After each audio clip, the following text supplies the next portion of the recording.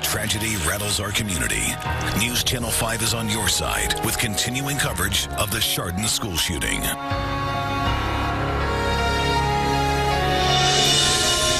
He grieves. This is a live picture of Chardon Square. A prayer vigil is going on right now at a church nearby. Earlier today, 5 students were shot by a gunman. 1 student has died. The gunman has been identified as TJ Lane. Inside Chardon High School, this happened about 7:30 this morning. 16-year-old Daniel Parmenter died from the shooting. He was flown by helicopter to METROHEALTH Medical Center, but died during treatment. 2 others are at METROHEALTH. 2 more students are at Hillcrest Hospital. Good evening, I'm Lee Jordan. And I'm Danita Harris. Leon Bibb will join us live in just a few minutes from Chardon School District Headquarters. But first, we want to go right to News Channel 5's KRISTIN BYRNE. She's outside the Assembly of God Church where the vigil is going on at this time.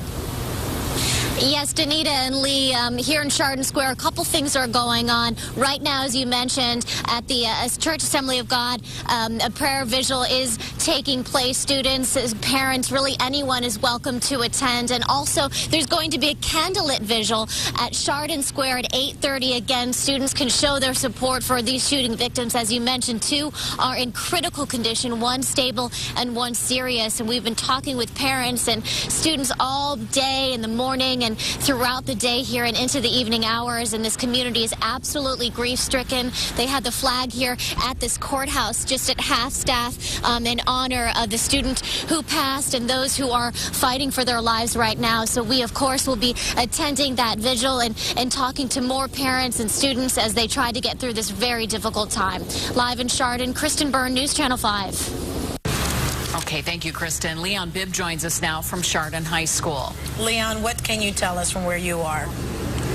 Well, I'm reporting this evening just as the sun is setting right from the Board of Education in Chardon. The high school where this incident took place is right on the other side of that building. This is a big campus right here in Chardon, and I'm right outside the Board of Education building. We talked with law enforcement officials earlier today around 4 o'clock. They had a news conference. They said that they arrived very quickly on the scene here around 7:30, 7:38 this morning when the gunshots were fired. Officials set praise for the teacher who ran after that student. The student, police say, was the gunman. Police caught up with that student, and he is now under arrest right now, as we've reported earlier on the broadcast. It has been a full day, but police officials are not saying too much. They're keeping it very close to the vest right now. News Channel 5's John Cosick is on one part of the story. He's at METROHEALTH Medical Center, where some of the students were taken. Let's go to John Cosick. He handles that end of the story. John? Paul Kiska then remained hospitalized. 3 students were flown here, Leon, to METROHEALTH Medical Center this morning. 2 of them, male students, remain hospitalized tonight in critical condition. The 3rd student we now know to be 16-year-old Daniel Parmenter, who died this morning of his injuries. Now, over the course of the past hour, several family members of the 2 remaining victims here at METROHEALTH left the hospital visibly upset. They did not want to talk to the media, understandably. METROHEALTH, of course, being the region's only level 1 adult trauma center, one of the nation's busiest at that. They have handled a number of high-profile shootings in the past, but for the most part tonight they are remaining very quiet about the extent of the injuries to the students who remain here this evening, other than to say that they remain hospitalized in critical condition. Reporting live at METROHEALTH Medical Center, John Cosick, News Channel 5. All right, thank you, John. The shooter, as we said, has been identified as TJ Lane. News Channel 5's Joe Paganakis joins us now. And Joe, you have been at the scene of a big part of the investigation today. That's right, Lee. Relatives of TJ Lane's own dozens of acres right here in Chardon Township, about 3.5 miles from the high school. FBI agents, BCI, and the Geauga County Sheriff's Department arrived on the scene this morning, talking with Lane's cousins and grandparents in the search for evidence in this case. Investigators also spent about an hour searching a field across the street for evidence. The neighbors say the Lane family has always been kind and respectful, but they say they would hear gunfire from the property as residents would conduct target practice.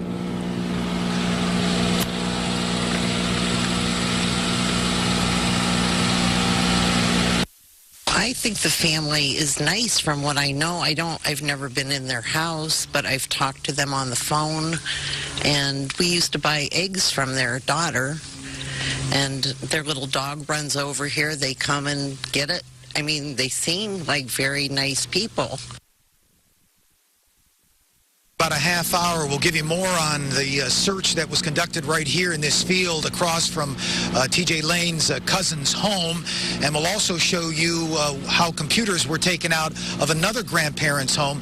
That's coming up in about a half hour in a live report. I'm troubleshooter Joe Paganakis reporting live from Chardon Township.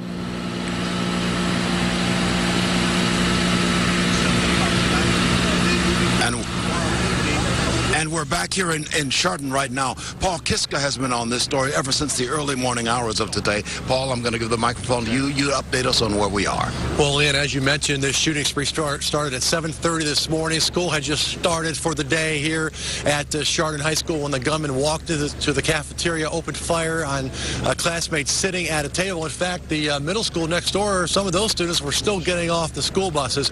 As you can see tonight, the flag is flying at half-staff here at the Chardon Board of Education, where the superintendent wrapped up a news conference about an hour ago saying that all Chardon schools will be closed tomorrow. Grief counselors will be here tonight and tomorrow at the middle school. He said to the parents, stay home with your kids tomorrow and hug them, spend time with them to deal with this tragedy. And then he went on to say this. Okay, Paul, thanks very much. Again, right now, the Chardon Assembly of God is holding a prayer vigil until 8 o'clock tonight for the victims of today's shooting.